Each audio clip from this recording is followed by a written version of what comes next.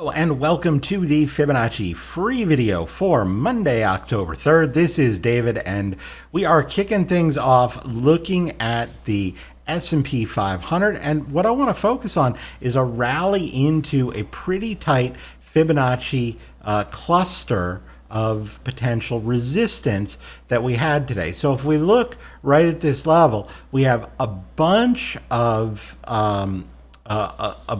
fib levels that all coincide right here. Now, they're not all necessarily levels that you would get from pure fib analysis. That is, we look at a fib retracement, and I'm coming in here and I'm measuring the retracement of this move, right, from the September 28th high into this the morning swing low on the 29th, and then I'm looking at this move back up proportionate, right, where that's proportionate to this move down, and the 61.8 retrace is right here there in that cluster. And you might say, well, if the move down came to here before we bounced, why do we look at this level? And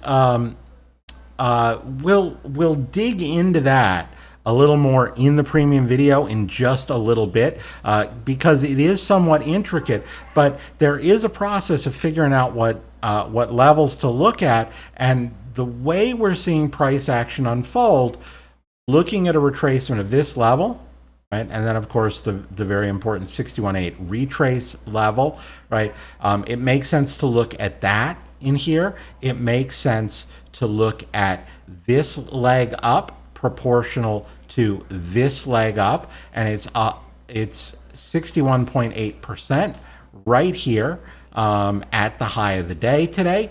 If we come in and look at this bounce that we had from the September 27th low into the September 28th high, right, and measure symmetry to that move up from Friday's low, again, that comes in right here at the high of the day. So if this was going to turn around at the same price or after the same size advance, we just had it here today in the S&P. And then if we look at this move down right in here, and where the bounce from Friday's low would be proportional to that, you see we have the spot would be 127.2%. Again, maybe not obvious to look at this particular swing, and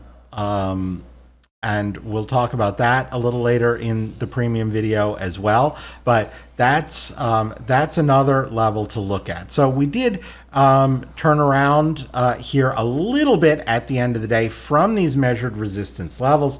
I think there's a lot more to be seen to before we're comfortable that there's any sort of long-term high at today's high of the day. But it is a possible place to look to and see if this continues down. So that's something else that we will be looking for and thinking about as we go forward. That's what I have here for this evening. I hope you found it useful, and I will see you at the next update. Hey, David here with Simpler Trading. Thanks for taking a few minutes to watch this video. I hope you found it useful. And if you did, please help us out. Click the like button. You can also add your comments below. We love to read those and respond to them.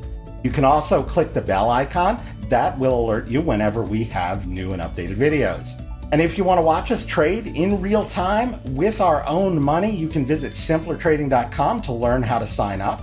Until I see you again, as always, good trading, and we'll see you at the next video.